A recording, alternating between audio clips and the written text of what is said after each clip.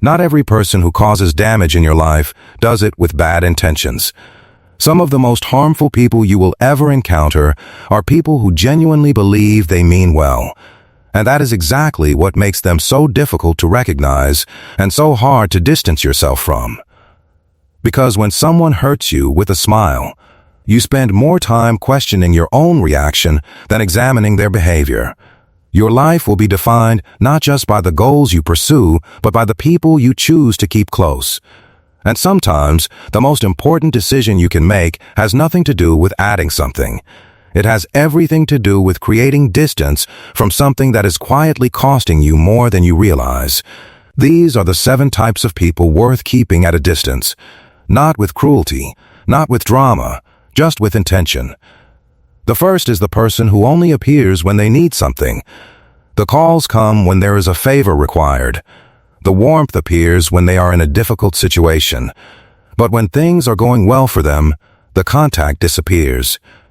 When you need support, you get silence. This is not friendship. This is a transaction dressed up as connection. And the longer you mistake it for closeness, the more it costs you. The second is the person who celebrates your failures more than your wins. You can feel it even when they don't say anything directly. When something goes wrong for you, there is an energy in their response that feels slightly too comfortable. When something goes right, the congratulations arrive late and leave early. People who are rooting for you behave differently than people who are simply tolerating your success. Learn to tell the difference. The third is the person who consistently makes you feel small. Not through dramatic cruelty, but through the accumulation of small moments.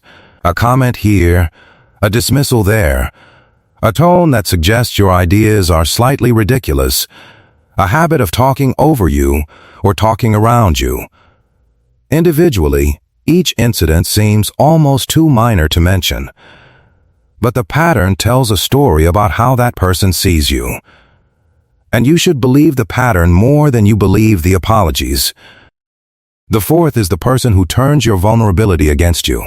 You shared something personal in a moment of trust. Later, that same information appeared in an argument, a joke, or a conversation with someone else. This is not a mistake. This is a fundamental violation of the implicit contract of trust. People who do this do not become safe just because time passes.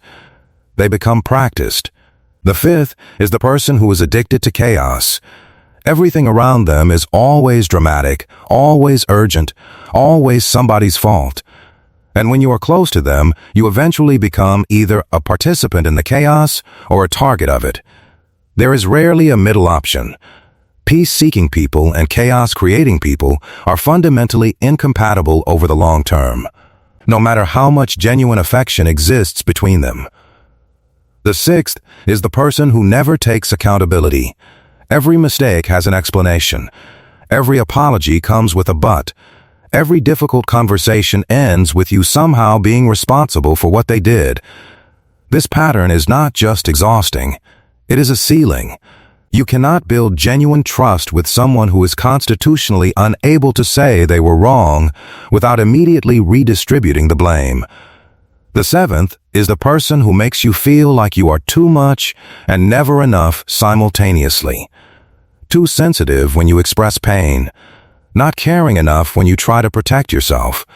Too needy when you ask for support. Not supportive enough when they need it. This double standard is not a communication problem.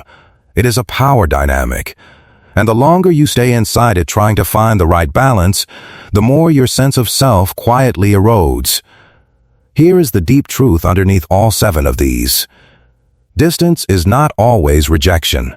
Sometimes, distance is the most honest form of self-respect available to you. You do not need a dramatic reason to protect your peace.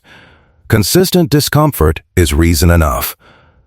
So here is the question worth sitting with today. Is there someone in your life who belongs on this list, and what story have you been telling yourself to avoid acknowledging it?